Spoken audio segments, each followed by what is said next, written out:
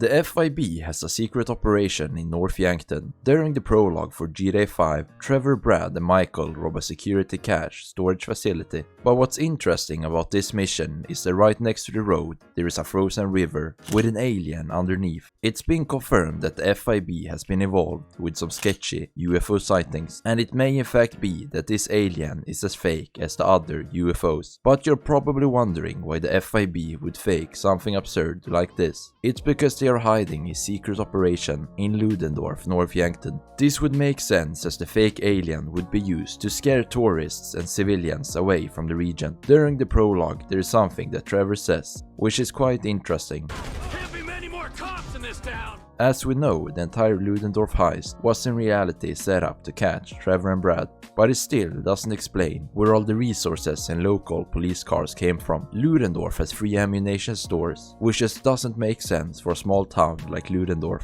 It seems like the town is named after Erich Friedrich Wilhelm Ludendorff, a German general in World War I. This suggests that Ludendorff was under some sort of influence by the Germans during the early 1900s, so the FIB would for sure have the reasons to keep a secret operation in this region. The University of Los Santos is being run by criminals. It's pretty clear that Los Santos is not a safe city, with robberies, gangs and drug businesses everywhere. And it's even the case that the kids of Los Santos were moved to Bulworth Academy because it was ranked much safer than Los Santos. Looking at the list of students who graduated from the University of Los Santos, we have characters like Lester Crest, Miguel Madrazo, Molly Schultz and Alonso, an active member of the Vagos gang. The list of criminals who graduated the university is for sure much longer, but these are the confirmed ones. There seemed to be a connection to the university and the criminal underworld. In a talk show from GTA 4, it's revealed that Nazi scientists who were developing populational control techniques ended up at the University of Los Santos after the Second World War, which could have been the beginning of the school's corruption. Ratman's existence. Under the streets of Liberty City, there's a massive underground subway system. Players speculate that there are more than only railways down there. The theories are that there's a creature living down there, part human and part rat.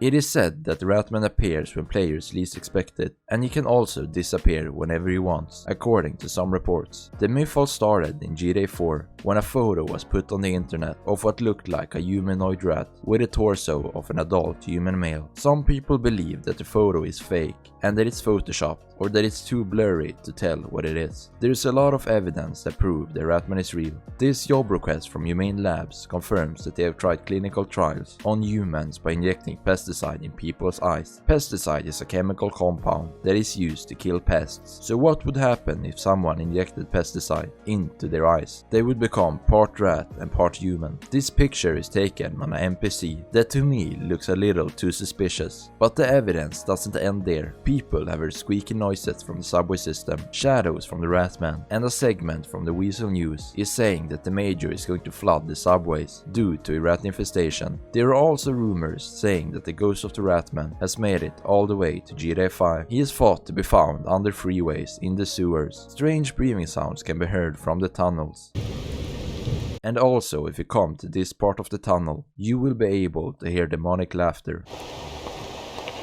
No one has been able to properly catch the Ratman on camera, but there is a lot of evidence that he exists. The Clockin Cartel is affiliated with El Rubio. The Clockin Cartel is an unidentified Latin American cartel, and it's most likely that the cartel is affiliated to El Rubio and his private security. When we first meet El Rubio, he talks about wanting to go to Germany, but explains that he can't because Global Pol has stopped him from traveling, which is the international security agency of Los Santos. I will come see you in Berlin, only I can't really travel right now, huh? Global Pol sucks ass. I swear, man, you have no idea. The reason for his traveling restrictions is because he's being investigated for drug trafficking. So while he's being investigated, it might very well be that the Clockin cartel are running matters for El Rubio. This would make sense as he would need the money to pay his private security, but also as a revenge towards the Madrazo cartel because of the heist on the Cayo Perico island. The insurance company is tracking you. Have you ever wondered why killing civilians in the middle of nowhere, with no witness at all, gives you a 1-star wanted level? Players believe that the reason behind this is that the insurance companies are monitoring players' heartbeat and vital signs remotely via tracker implanted in the character's body. The insurance company most likely pay lesser fees in return for handing over their personal information. As the murder rate is very high in the GTA universe, by monitoring players, the insurance company can immediately alert the police, and if a player loses their vital signs, giving the police a greater chance of capturing the criminal. This would cut down the rate of unsolved endings and result in insurance companies suing the attackers of their clients instead of having to pay out on their life insurance. That's why you automatically get a bill after destroying another player's vehicle. Bigfoot's existence. Bigfoot is by far the most famous myth in GTA San Andreas. Players generally say that they have seen Bigfoot from far away, usually as a burly figure walking through the forest, which would flee if the player got too close. There is much evidence that supports that Bigfoot can be found. Several screenshots and videos have been posted claiming to show the creature in the game. Some of the screenshots are mods, but some might actually be real. In an official interview with Terry Donovan, released in 2005, he stated, "There is no Bigfoot, just like in real life." This statement began a large debate within the GTA community about what Terry was referring to. However, there is a small group of supporters of Bigfoot's existence, and many people took the message as a hint and searched for other similar creatures in the San Andreas countryside. Cemetery ghosts. Many players have reported seeing NPCs that blink out from nowhere or hear unexplained voices in the cemetery. Some have speculated that these are just glitches, while others maintain the theory that these are the ghosts of NPCs killed by the player. They only seem to appear at night, particularly during stormy weather or snow. When you take a photo or a selfie with your smartphone while in the cemetery, you run the risk of capturing a ghost or a person. In a video, a strange woman appeared in the cemetery. The woman acted very suspicious and aggressive towards the player. Hey, what's going on with you? I'm rich. My life is perfect. I live in a palace. And I hate myself. Awful! Quite awful! And that's not all, because just as the weather changed, she disappeared. This lady was probably one of his victims, haunting him. 1807. In Winewood Hills, there's a graffiti on a brick wall that reads 1807, as well as an arrow pointing to a house. This is a reference to the criminal Charles Manson, who led a small cult known as the Manson family and was responsible for several murders. The 07 represents the number of killings Manson was convicted of. The arrow points at a house where Manson sent 3 people to kill everyone inside. The house is located in Banham Canyon. This could be a reference to the location of the real house. At night, a party sometimes occurs in the house. If the player walks into any of the partygoers, they will collapse and die instantly. This may be a reference to the murders committed in the real-life house. HouseFIBs Corruption. The corruption of the HouseFIB isn't something new. The HouseFIB is commonly associated with aliens and other highly controversial cover-ups. Several UFOs can be found bear the logo of the HouseFIB. HouseFIB's connection to humane labs and research remains a hot topic. In Blaine County, there's a small house that is surrounded with surveillance equipment. The house is usually occupied by construction workers who occasionally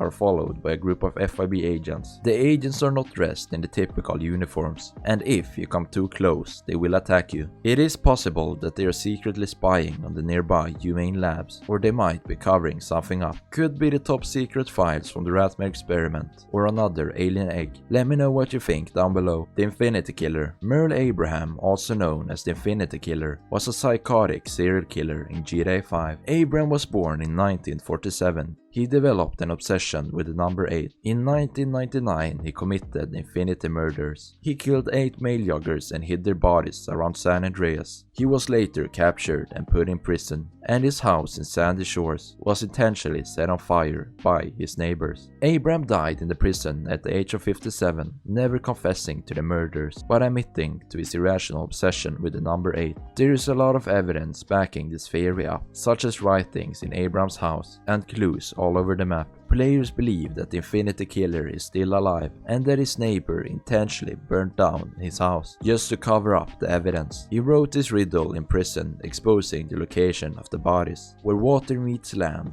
and fire spewed forth, the Infinity 8 shall stay until I return. Merle later used the same tool that he used to write down the riddle to escape and fake his death. He later hung up the shoes from his latest victim. If you look at the house, you can see that the entire house is damaged, while the shoes seem to be new. Trevor is now living a normal life in Vinewood Hills. During the events of GTA Online, we work for Trevor to steal a truck full of drugs, which is for sure the most boring heist in GTA 5. After delivering the drugs to Trevor, he gets caught by the police, which is the last time we ever see Trevor. In the Smugglers Run DLC, Ron talks about how he left him to become a lifestyle coach in Vinewood Hills. He's a lifestyle coach. I don't know what he is. I bet he's got abs. It wasn't until 4 years later that during the contract, a security guard mentions a hobo swinging by, saying he knows Franklin. This crazy dude swung by earlier, dressed like a hobo. Like really on edge. He swore him and Mr. Clinton used to work together. This is a clear reference to Trevor, and when you inform Franklin about him swinging by, he will ask if you did some work for Trevor back in the days. Does the name Trevor Phillis mean anything to you? I just heard you did some work with him a while back. Whether Trevor is living in Vinewood Hills or just on the street, it's safe to say that he left his life of crime in the past, as the drug business is now being run by Dax and the Fooligans. Michael and Amanda are in an open relationship. While it may not come to surprise for many, Michael and Amanda could actually be in an open relationship. Amanda reveals that she was faithful to Michael until she found him with a stripper. I was faithful to you up until I found you in a stripper. We know that Amanda was a skank back in the days. My brother from another mother. I mean, I hope so, because my mom was kind of a skank back in the day. But there's no evidence suggesting that she wasn't faithful to Michael. When Michael confronts the tennis coach responds saying he thought they had an arrangement.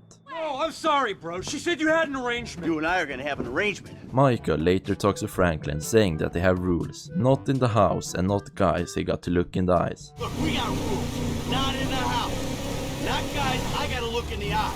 Michael also further explains to Franklin that they made an arrangement when he retired, saying that they had to stay together no matter what. I made this arrangement when I retired, and it means we don't got a choice about being together anymore. We're locked into that, so yeah, it's tough. Which would explain their open relationship. Lester knew Trevor was still alive the whole time. In GTA 5, Lester is the king of the criminal underworld. He knows every criminal and he knows every job that is being pulled off. After the North Yankton heist, Trevor didn't necessarily keep a low profile, and he even kept his real name, so Lester surely knew he was still alive. He just decided to keep that information from Michael. Knowing that Trevor is unpredictable, Lester thought that revealing that Trevor is still alive would disrupt Michael's new life and potentially put him in danger, as Lester himself told Michael that he kept tabs on him for a while. I kept tabs on him for a while, needed to know that he didn't blame me. Yeah, where'd he go? North, south, east, west, wherever there were liquor stores to turn over and hitchhikers to disappear. Where did they bury him? They buried him? Not as far as I know. Trevor's rampages are in his head. It might not just be his mother's return that Trevor was hallucinating. It's possible that those insane rampages are all in his head. Is your mother dry when you're... Considering how Trevor is acting on all sorts of substances, Trevor hallucinating the rampages would be the only plausible explanation for being let free after massacring so many people and even assaulting the military. There's a moose loose aboot the who's. Fuck off, you Hoosier. Hey, what's that? Oh, Jesus. It's a faint fucking accent. Get out of You here. can hardly Come on, tell. come on. With the reputation he already has, the FIB and the military wouldn't hesitate to track him down and end his madness for good. Everybody has a happy place that they go to in their head, and it could very well be that the rampages are Trevor's happy place. Michael in GTA Online. GTA Online will soon come to an end with the release of GTA 6, and we still haven't seen Michael in GTA Online. Both Trevor and Franklin have made an appearance in GTA Online. We got one thing, but it's like high-key radical. Girl, I was being radical when your ass was still in kindergarten. So it would only make sense for Michael to appear too. During the introduction mission in the contract, Franklin talks about knowing one of the producers around the area, which at least confirms that Michael is still alive. Man, shit, I know one of the producers around here. I hope his ass ain't at work today. In one of Cleo's bounty hunter missions, you can actually find a shooting schedule for a movie called Sugar Tits Go Skiing, which is also one of Michael's nicknames that both Devin Weston and Trevor Phillis called him, in which he by the way hates. Still think you sugar tits. You're late, sugar tits. Yep. So what's going on? The film is clearly a hint towards Michael, and we will have to wait to see if he ever does appear in GTA Online. Nico Bellic is still alive. There is no denying that GTA 4 Nico Bellic was one of the strongest main characters the series has seen. Go get me a coffee. What? Get me a fucking coffee!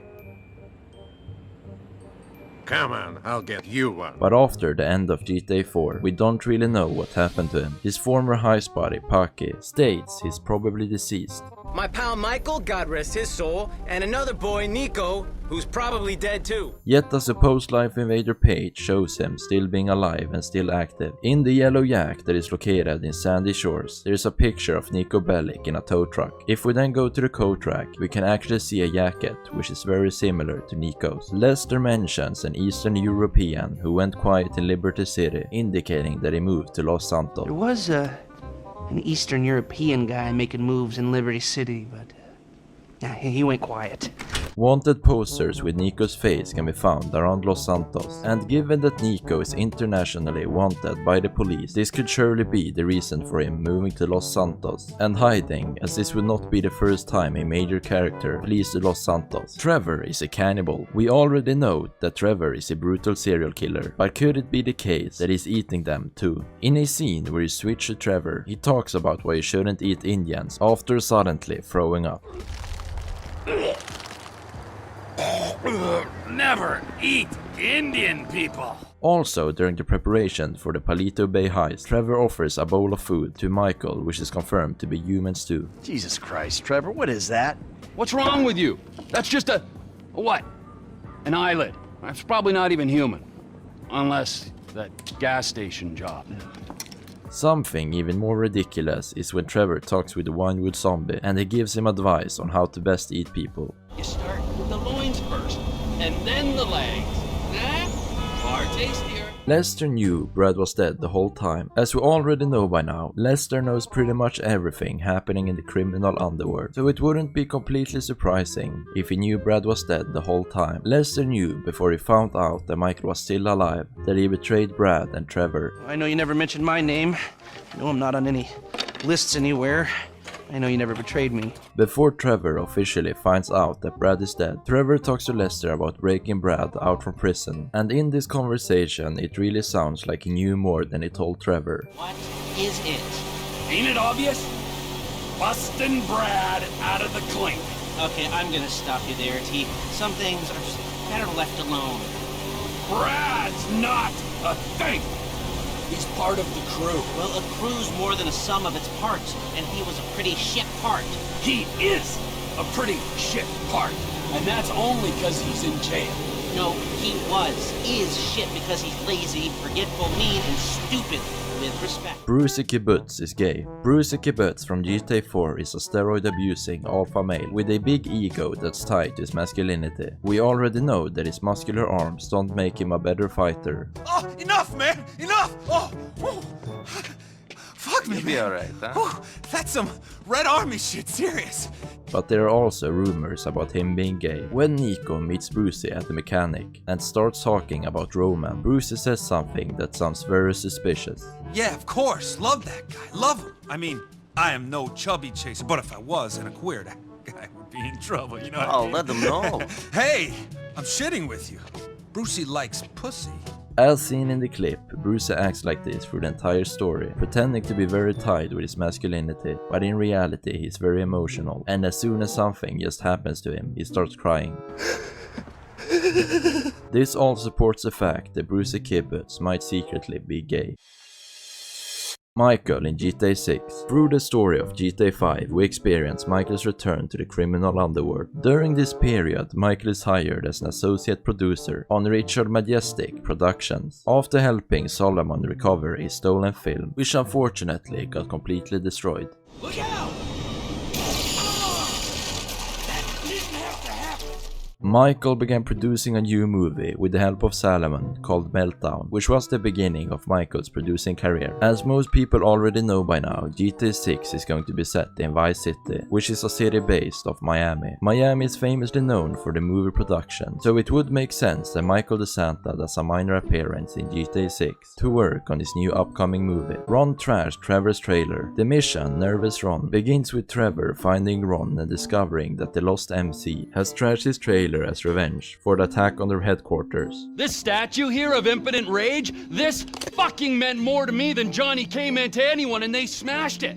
But perhaps it wasn't the lost MC, it was Ron. Ron is relentlessly bullied by Trevor. And bang, bang, bang, bang, huh? Now normally... He lives in a constant state of paranoia and fear towards Trevor. As we know, Trevor is the most unpredictable character in the entire series, so being paranoid around him would make sense. Perhaps Ron saw his opportunity and trashed Trevor's trailer as a form of therapy and anger management and blamed it on the lost MC. Perhaps Ron is the secret mastermind behind this whole operation, which would explain why the mission is called Nervous Ron, because he was nervous he would be caught. Michael was shot with a rubber bullet. During the Northampton heist, Michael betrays Trevor and Brad, leading to the FIB killing Brad and Michael supposedly getting shot. Compared to Brad, who was bleeding and got a giant wound, Michael surprisingly wasn't bleeding at all. Michael was clearly shot, so he couldn't have faked his fall. But why didn't he bleed? And how did he survive that shot? It's because he was hit with a rubber bullet. Rubber bullets are mainly used by the law enforcement to disperse large gatherings that have become violent. This would explain why the bullet didn't go through the body armor, because Dave Norton changed Michael's bullet as a part of their agreement. Lester is Jimmy's dad. One of the most irritating characters in GTA 5 is Michael's son Jimmy. Go watch your linear entertainment. Go watch porn. Just go away. Shit. Fuck you! What the fuck? You can tell that Michael tries to connect with his son, in spite of his ungrateful attitude towards him. Jimmy does not even look close to Michael, but someone who really reminds us of Jimmy is Lester. Just appearance-wise, Jimmy looks exactly like Lester. Both are very antisocial and are obsessed with computers. I am just gonna get drunk as a skunk, and then I'm gonna reverse engineer a webcam and spy on those sorority girls again. Lester really is the perfect father for Jimmy, and this would explain why Michael does not have anything in common with his son. Given Amanda's nature, this would not be impossible, as she could have done this to make Michael jealous, but accidentally ended up with Jimmy. Michael was about to refund Jimmy's car. One of GTA 5's biggest mysteries is why Michael was hiding in Jimmy's car when Franklin tried to steal it. Drive into it. Right through the fucking window.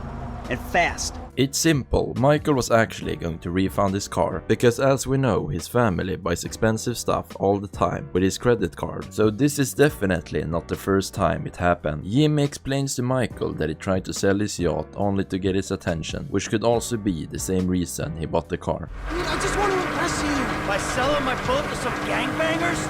I know it sounds dumb when you put it like that, but all you do is daydream or get angry. Look, I love you, Jimmy, but you're an asshole. When Michael confronted Simeon about the car, he seemed pretty upset about the price. You recognize this car? Huh?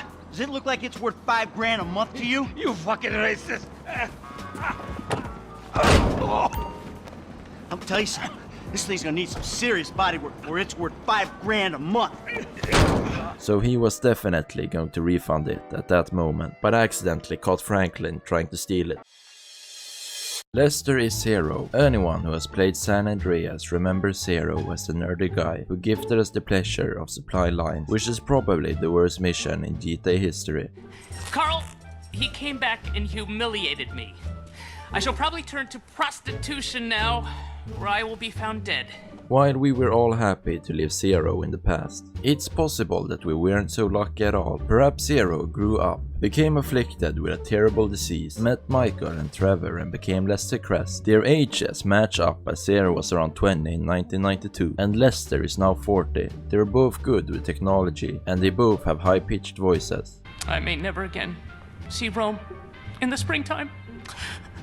We don't really know why you would turn to such a blatant life of crime, but you never know. Perhaps that's a story for GTA 6. Michael is a full-time day trader, whether you believe that Michael was in witness protection or not. There is no denying that the guy got money, or at least so it appears. At the end of marriage counseling, when Michael realizes he has to pay Martin Madrazo $2.5 million, he says to Franklin, "Ah, man, I'm mortgaged up to my eyeballs." Unlike Trevor, Michael has access to his savings, and during the preparation for the jewelry store heist, Lester reveals that Michael has been transferring thousands of dollars to Dave Norton every month. And most witnesses don't transfer five-figure sums into a particular FIB agent's bank account every month. Of course, the money gets moved around and washed through a number of fronts, but the trail is there. So he definitely still has money. Michael has referenced in numerous conversations that he's a day trader, but it doesn't seem that he's so good at it, as he talks about trying to stop. I'm trying to stay off the day trading.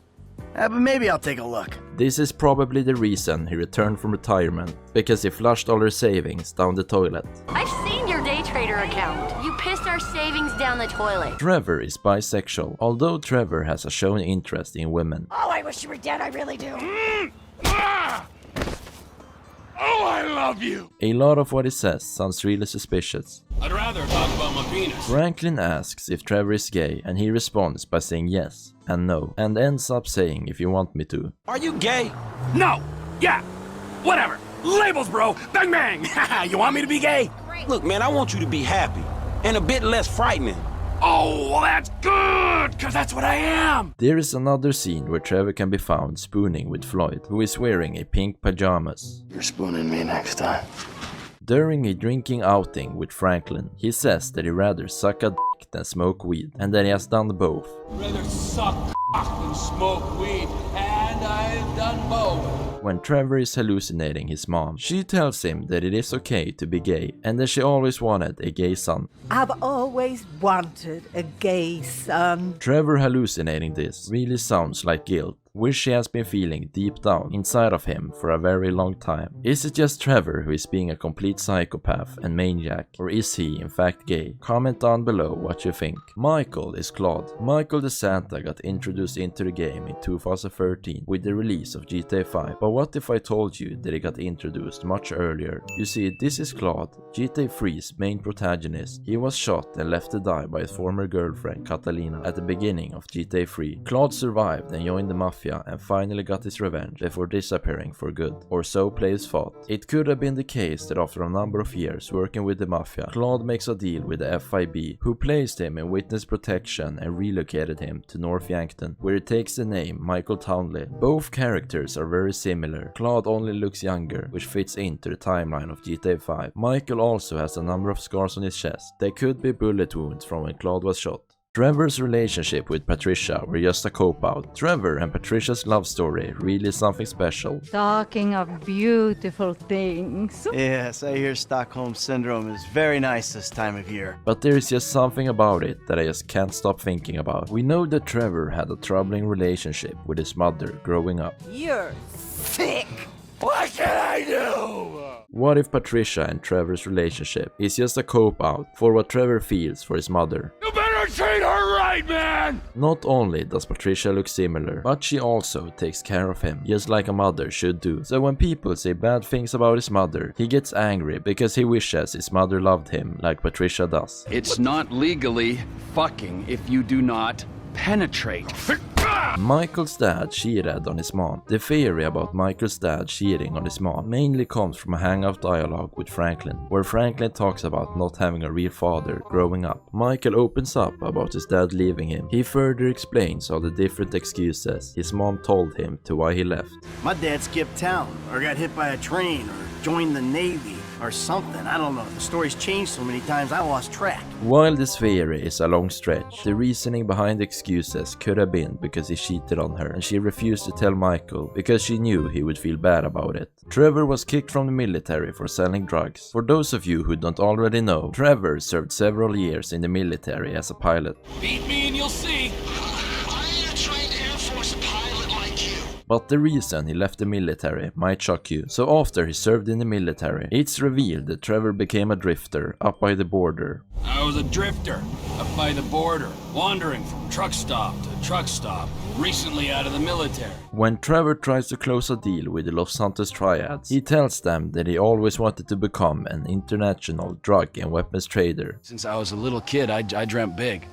You know, I've always wanted to be an international drug dealer and weapons trader. This suggests that the reason Trevor left the military was because he was caught for exporting weapons and drugs. Trevor, being a military pilot, is the perfect disguise for exporting drugs, as no one would expect it. Trevor also had access to the military's armory, so he could steal weapons and sell them. Given that Trevor became a drifter after the military, and then decided to start his own air freight business. I was running this small air freight outfit in North Yankton.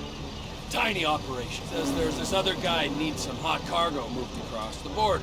It's pretty clear that he always wanted to export drugs, and has dreamed of starting an international drug business, which is probably the reason he was kicked from the military. Michael isn't Tracys real dad. When Amanda's drunk, she'll tell Michael she didn't like him at first, and was interested in the other guy he was with. I liked your friend. Michael responds by saying Trevor, and she says no, the other guy. No, the other guy! Removing Trevor from the picture, Brad and Lester are the only two friends we know from Michael's past. I'm pretty sure we can assume that Lester is not the guy she was talking about. He's too much of a creep. We're gonna be seeing triple and committing incest in minutes.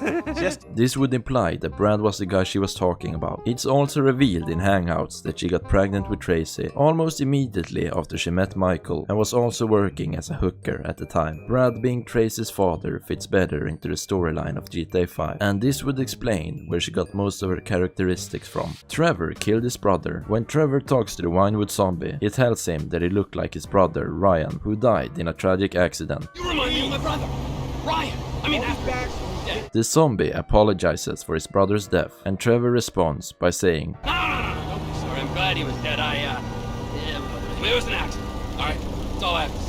Of course, this could just be a bad pick of words on Trevor's side, but saying he's glad his brother died is really going too far. If not, Trevor is the reason he died in the first place. The way Trevor says it before quickly saying it was an accident really points to Trevor being guilty of his brother's death. Michael in GTA 6. Through the story of GTA 5, we experience Michael's return to the criminal underworld. During this period, Michael is hired as an associate producer on Richard Majestic Productions, after helping Solomon recover his stolen film, which unfortunately got completely destroyed. Look out! That didn't have to happen. Michael began producing a new movie with the help of Salomon called Meltdown, which was the beginning of Michael's producing career. As most people already know by now, GTA 6 is going to be set in Vice City, which is a city based off Miami. Miami is famously known for the movie production, so it would make sense that Michael DeSanta does a minor appearance in GTA 6 to work on his new upcoming movie. Trevor killed his father. It doesn't come to a surprise that Trevor had a tough upbringing. He was neglected by his mother for most of his childhood, and we don't really know much about his dad. The theory about Trevor killing his dad comes from this scene where Deborah confronts Trevor, and Trevor explains his troubling relationship with his father, as he later cuts them both into pieces. Look, this is all I've got, alright? I had a tough upbringing. My daddy was not nice to me! This suggests that Trevor's dad suffered the same fate as Floyd and Deborah, since after all, it would not have been the first time Trevor took it too far.